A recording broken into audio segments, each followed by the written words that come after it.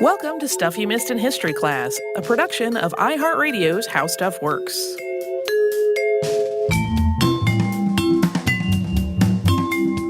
Hello and welcome to the podcast. I'm Holly Fry. And I'm Tracy V. Wilson. And happy holiday season, Tracy. Yes, it is after Thanksgiving, so I feel okay about saying that. At least it will be when this episode comes out. It's the last thing we're recording before we actually have that holiday. Yeah, I don't. We've talked about this. I think back when we were doing pop stuff, I mentioned I have no calendar issues with people saying happy holiday greetings in July because I grew up going to craft stores where the holidays are always happening. Oh, sure. So I don't have any concerns. And my house is literally Halloween 365 days a year. So to me, the holidays are a very fluid concept, but we are officially in December, which is when most people would get into the holiday spirit. And back in 2015 and 2016, we did a series of 3 holiday episodes, 2 in 2015, 1 in 2016, that we called the Krampus and Friends Holiday Special. And we've missed them. So this year we are bringing it back for a part 4.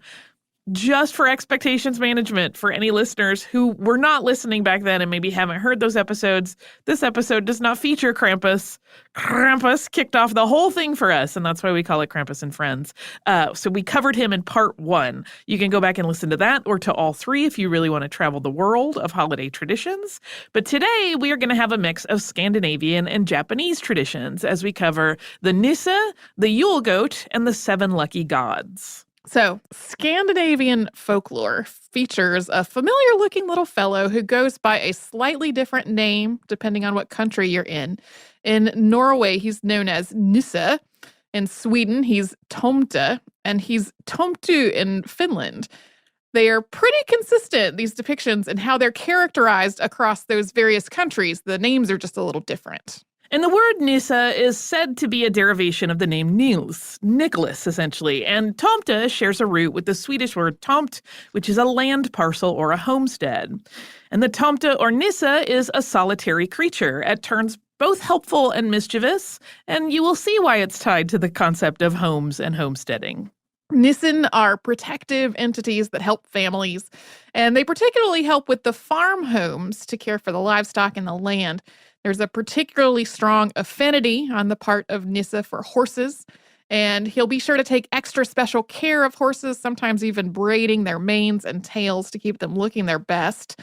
They're also considered generally pretty lucky. If a Nisse settles on your land, he's said to attract good fortune and to drive away evil. And a nisse is a diminutive sprite. He tops out at about 3 feet, that's about 1 meter tall, and he dresses in simple farmer's garb of a tunic, fitted pants, and boots, plus a cap on his head. And he's sometimes depicted as a little bit raggedy.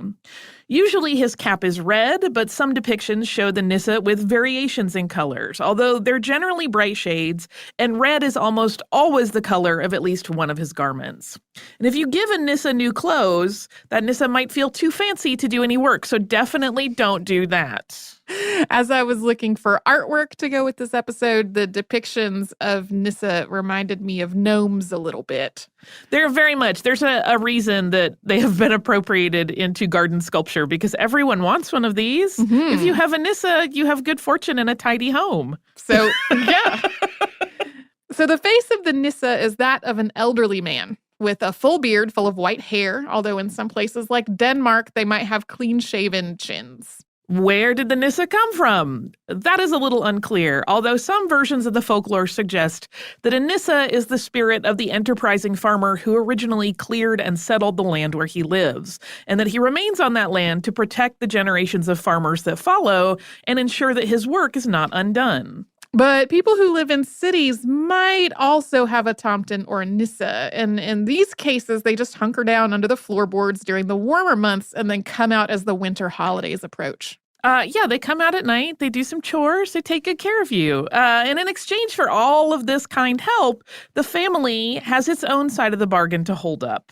It has to take care of the nisse and show their appreciation by leaving him a buttery bowl of porridge to eat on occasion. And in recent times, this offering has come to be a Christmas Eve tradition specifically. And you should absolutely not look for the nisse because they do not like to be seen, and they will turn invisible to avoid it. So also, don't mess with the nisse. If you don't fulfill your duties with the porridge provisions, or if you behave in a way that he doesn't like, including trying to see him or undoing the braids that he's left in your horse's hair, you might incur his wrath. And while you might delight in the nisse doing chores, don't ever interrupt him while he's carrying these duties out. Because if a nisse is angered, he might bite, and there is venom in that bite that can only be tempered with a magical antidote. Yes, adorable and poisonous. The best of holiday things. You also want to make sure that you do your part in keeping an orderly home, because that is what nisse like. And if you spill anything, you have to give a yell to your nisse and let him know so that he doesn't slip. See above, getting angry. And an irritated nisse might hide your things or enact a bit of trickery in order to get revenge. But there are some even scarier stories of nissen that tell tales of them injuring livestock, or in some cases, even killing animals if the farmer they belong to has acted poorly. One such instance of a nisse being particularly cruel is from a legend about a servant girl purposely trying to fool the household nisse. She hid the butter in his Christmas porridge down at the bottom of the bowl instead of putting it on top. And thinking that he had been stiffed on his butter, the nisse killed the family's cow, but then went ahead and ate the porridge. And then realizing that he had been served the butter just down at the bottom of the bowl, he stole a cow from a neighbor to replace the one he had killed. So kind of a mixed bag behavior-wise. Your nisse is great, but your neighbor's nisse, you don't want any part. Yeah, this is also kind of a two wrongs don't make a right situation. Right. And this ties into some stories you'll occasionally hear about Scandinavia during Christianization and how that impacted the nisse story. The nisse started to be viewed in some ways as negatively and started to be associated by some extremists as a servant or an associate of the devil. So welcoming a nisse during this time when they were viewed with all this suspicion was considered to be playing a very dangerous game with the fate of your soul. And in this transition in some areas where they were viewed this way, success started to be targeted as having some sort of sinister aspect to it, because a nisse must be involved, and that meant that you were consorting with something that consorted with evil. And this also ties into that lore we just talked about, that a nisse might steal from one farmstead to benefit the farmer that he lived with. The nisse has evolved over time. It was in the middle of the 19th century that these sprites came to be linked to Christmas. And in some areas, a different entity branched off of the nisse legend, known as the Yule nisse, which is closer to a Santa Claus entity. Yeah, there are with nisse, where you'll see them as Tomte or Tomtu. You can see Yule nisse, and there are other sort of Yule root names in different countries. But still, this idea of this gnome-like home sprite persisted in Scandinavia. And in 1881, Swedish novelist Victor Rydberg wrote the poem Tomten, which became very popular, and it also cemented the idea of Tomten or Nissen as farm spirits in modern folklore. That has also been adapted a number of times. You can find modern storybook versions of it, which are really, really sweet. And this also added to the lore of Tomten and Nissen by characterizing these helpful spirits as being philosophically thoughtful about the people that they watch over. Here's the translation of one of the stanzas. So he has seen them, sire and son, year by year in that room there, sleep first as children, every one. But whence did they come there? This generation to that was heir, blossomed, grew old, and was gone, but where? That is the hopeless, burning riddle ever returning. This poem also established the Tomte as a nocturnal creature who watches over things while the humans rest, and it concludes with the lines, "Now sinks the moon in night profound, snow on the firs and pines around, snow on the roofs is gleaming, all but the goblin are dreaming." Coming up, we're going to talk about goats and fire, but first we will take a quick break for a sponsor break.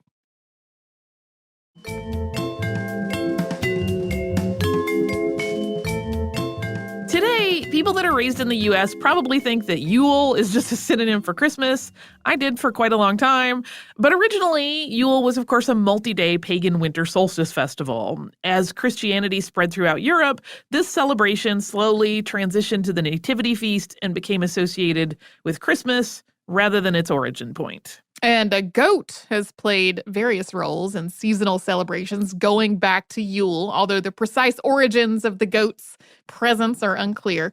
There are a lot of different associations with goats in Scandinavian legend, and that could be part of the origin of goats as a symbolic part of winter holidays. For example, Thor's chariot is said to have been pulled by two goats in Norse mythology. And as Father Christmas was adopted into winter celebrations, in some Scandinavian traditions, he rides a goat. Going back to the 1600s, there was a tradition in Danish farming villages for one of the young men in the area to dress as a goat during Yule, complete with a goat skull on his head, and go door to door, essentially bursting into people's houses and creating sort of a fun havoc. This havoc generally included throwing around some insults and gently overturning some furniture maybe, but the goat could be placated with beer and snacks, and then sated, he would move on to the next house to do some carousing there. A less raucous and more benevolent version of this tradition involved the village goat stopping by Yule parties and doling out gifts to good children. Goats made out of straw or other natural materials became holiday decor over time, sometimes with an accompanying story that the goat was keeping an eye on things and making sure holiday preparation was being handled properly. Eventually, they became available in all sizes, from ornaments to massive centerpieces large enough to decorate town squares. Yeah, some people still like to play the game where you hide a small Yule goat in your neighbor's house. The idea is like you're being watched, and then it's your job to then pass that goat on to someone else, which is sort of fun. But speaking of that massive scale that Tracy just mentioned, that is what has made the Yule goat his most famous in the last half century. In 1966, the town of Gävle, Sweden, erected a giant goat in its castle square, and that's something that the town has done every year since, starting with the first Sunday of Advent. And that practice has taken on its own story, in part because of an unofficial offshoot practice that some citizens of the town have adopted, of setting the goat on fire. That first year, the Gävle goat was installed on December 1st. And at the stroke of midnight, as the new year arrived, it went up in flames. The goat arsonist was identified and charged with vandalism. For a couple of years, the Yule goat went up and lasted through the entire holiday season, but on New Year's Eve of 1969, the goat was once again set on fire, although that time the perpetrator was not identified. The goat erected in 1970 only lasted 6 hours. A new goat for the 1970 season was quickly built and put into its place in Castle Square. And the rest of the 1970s were frankly rough on the goat. According to the Gävle tourism site, over that decade, it imploded one year. It was smashed to bits on several occasions. It was rammed with a car, and it suffered several unknown fates. It also burned again, once in 1974 and again in 1979, when it went up in flames before it was even put up. A second 1979 goat also destroyed. Throughout the 1980s, the goat had a similarly precarious life. Even when it was saturated with fire-retardant materials, arsonists still managed to burn it down. In 1989, the raw materials for the goat were set on fire before it was even assembled. The 1980s did see the Gävle Yule goat make it into the Guinness Book of World Records for the largest straw goat in the world.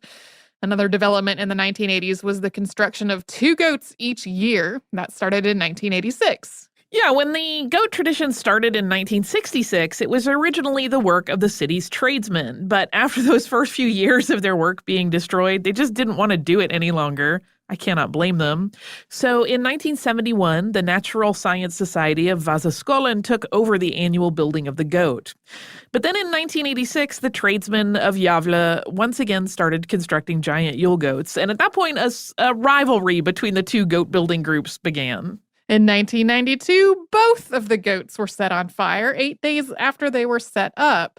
The tradesman's goat was rebuilt only to be burned again. The same arsonist was found to have set all 3 fires and was arrested.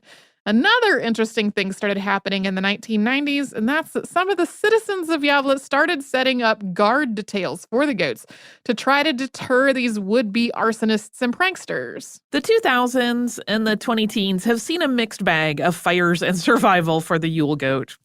In 2005, the Yule goat was besieged by flaming arrows, which were shot by attackers that were dressed as gingerbread men and Father Christmas. In 2010, would-be kidnappers tried to bribe the man who was guarding the Yule Goat into looking the other way while they attempted to airlift it with a helicopter. That guard could not be bought, thankfully. In 2015, the goat actually went on a little trip. It traveled to China, where he was visited by more than 400,000 people during his time on display there. The Yavla Yule Goat has become something of a celebrity and now has a webcam, which has been hacked by saboteurs at least once. It also has a Twitter presence and an Instagram account and a dedicated spokesperson, so you can keep tabs on how he's doing. While it is a constant battle to keep this giant goat safe, it's also become a significant tourist draw and an economic driver for Yavla, so it's unlikely that they will end this tradition anytime soon. Yeah, I have seen multiple things online, like in discussion or comments on articles where people are like, why do they keep doing this? It seems expensive and like a pain in the neck because it gets burnt so often. And it's like, if you look at Yavla's main like city website, a lot of it is about tourism related to the goat. So I don't think they want to give that up. Also, it's beautiful. And the goat has gotten bigger and bigger over the years. His height at this point is 13 meters. That's about 42.6 feet. He weighs 3.6 tons. It takes an estimated 1,000 man-hours and an entire truckload of straw to build the goat, with the straw affixed to a metal frame base. In 2017 and 2018, the goat made it all the way through the holiday season intact. Here's to hoping in 2019, this will also be true. Hopefully, as of when this episode comes out, the goat has not already been set up and burned down. I'm not sure what the schedule is. Right. I hope not, because, you know, as we said, there are webcams and people protecting them now. And it's apparently worked for a couple years. But you never know when a gingerbread man with a flaming arrow might show up. There's also one story of an American tourist who set him on fire once, which is embarrassing and horrifying. We are going to switch away from European traditions and kind of make our way to the next set of holiday characters in another part of the world. But before we do that, we're going to pause for a word from one of the sponsors that keeps Stuff You Missed in History Class going.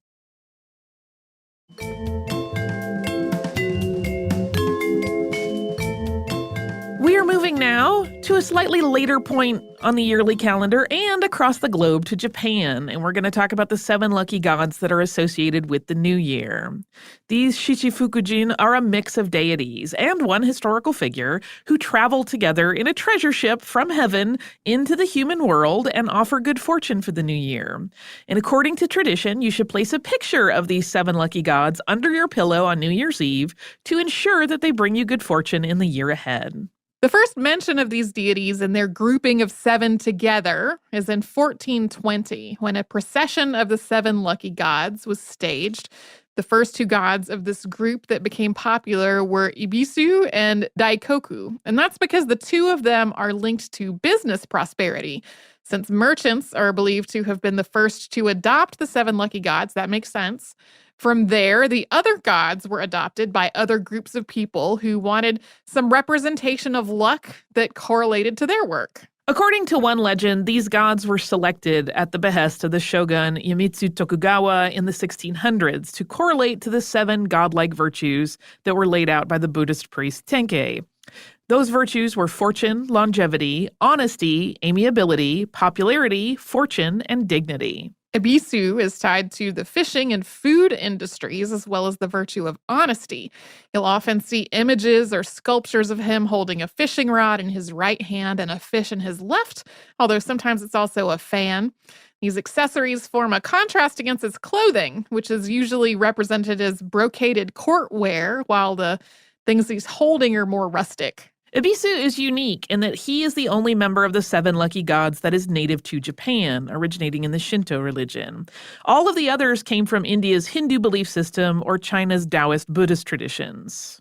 The Ibisu Ko-Festival is held every November. It's named for this deity, and in the modern era, it's an event where merchants pray for prosperity and good dealings. One origin story for the festival, though, suggests that it was intended as a time when merchants sold their wares at discounted prices as a way to appease the god of fair deals for their profitable transactions throughout the rest of the year. Daikokuten, or Daikoku, has roots in India's belief system and was introduced in Japan in the 9th century. Daikoku is based on Mahakala, a manifestation of Shiva, and in the Japanese pantheon, he's a god of prosperity and wealth. And he represents the virtue of fortune and is normally depicted standing on a bale, or sometimes 2 bales, of rice, holding a magic mallet, which can produce money when it strikes an object. And he sometimes also carries a bag that is filled with money as well. And Daikoku is sometimes named as Abisu's father, although there is not consensus on the matter of Abisu's parentage. Other people believe that he came from a different set of circumstances. Bishamonten appears in armor, which often leads to him being described as the god of warriors. But really, he's just defending against evil and darkness, not a representative of war or aggression.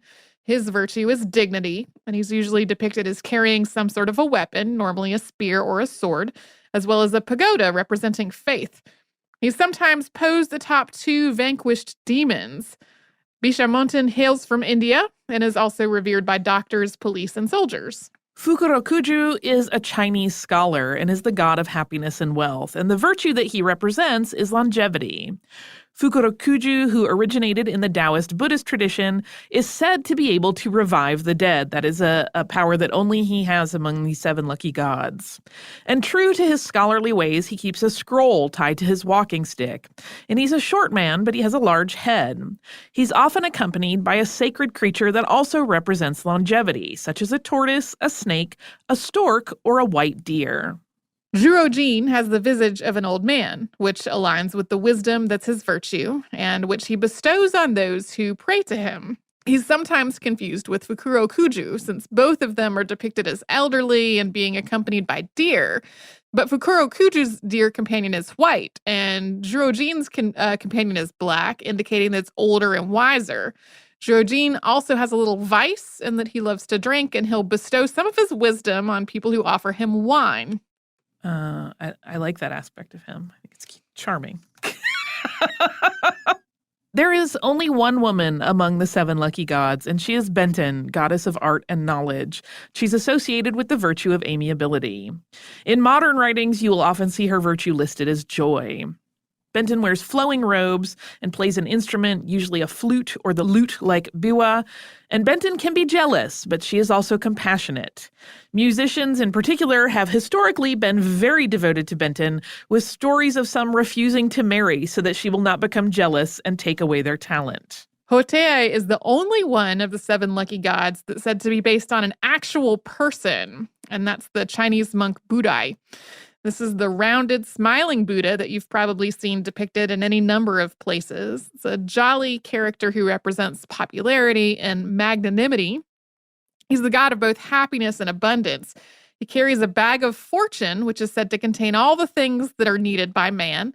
One of the lessons of his is that abundance comes from simply being happy with what you have. And we mentioned at the beginning of this section that if you want the 7 lucky gods to grace you, you should put their picture under your pillow. But that is not the end of it. The first week of the new year, there is a tradition where families travel to the temples of each of the deities. That's a practice that dates back to the Edo period. And it becomes something of a pilgrimage, as the shrine for each of the 7 lucky gods has to be visited to ensure that all kinds of luck is yours in the new year. So, here's to hoping that all of our listeners have beautiful holidays, no matter what you're celebrating, and that 2020 comes with some good fortune for all of us. Yes, I hope. For listener mail, I have nothing to do with luck. Okay. But instead, a fun story about traffic lights. This comes from our listener, Father Daniel. He writes, "Hello, Holly and Tracy. I have enjoyed your podcast for a few years now, and a couple of recent episodes touched indirectly on some New York State history, which I think you might find interesting. There is a traffic light in Syracuse, New York, on Tipperary Hill, which is upside down, with the green on top and the red on bottom. And I put upside down in quotes because historically, the Irish locals had seen the regular arrangement of the signal, red above green, as a statement about the supremacy of England, red over Ireland, green. Since its installation in 1925, the signal was regularly vandalized. Rocks were thrown at it to bust the lights, and while it was continually repaired, they needed a more permanent solution. Apparently, a local alderman named John Huckle Ryan was the one who suggested putting the green on top and the red on the bottom, which resulted in 1928 in the arrangement of the only upside right traffic signal in the world. For colorblind people, there is a sign warning that the light is inverted, but unfortunately, in order to understand the sign, you would also have to not be colorblind. Whoops. And to commemorate this history of vandalism and civil disobedience, there is a charming bronze statue at the intersection of an older man teaching a few young boys to throw rocks at the light. That is a fascinating story. He said, secondly, I would like to thank you for the episode about the Black Sox scandal. To commemorate the 100th anniversary, not so much of the scandal, but of Honest Eddie's honesty, Honest Eddie Murphy's hometown of Hancock, New York, placed a bronze statue of him in the town square the weekend before last, and his grandson Ed and other family were present for this dedication. I've attached a photo of the front page of the Hancock Herald, which covered the event. Father Daniel, thank you so much for those 2 tidbits. I am kind of bemused by the idea of busting a traffic light as something to be commemorated with a statue. But, every historical moment has its place in the bigger story. So thank you so much for writing us. If you would like to do that, you can do so at our email, which is historypodcast@iheartradio.com. Again, that is new. We used to be at a different address, so switch it over to the new one if we're in your address book.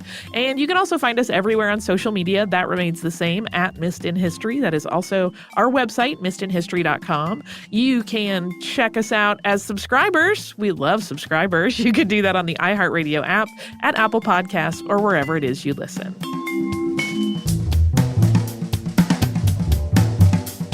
Stuff You Missed in History Class is a production of iHeartRadio's How Stuff Works. For more podcasts from iHeartRadio, visit the iHeartRadio app, Apple Podcasts, or wherever you listen to your favorite shows.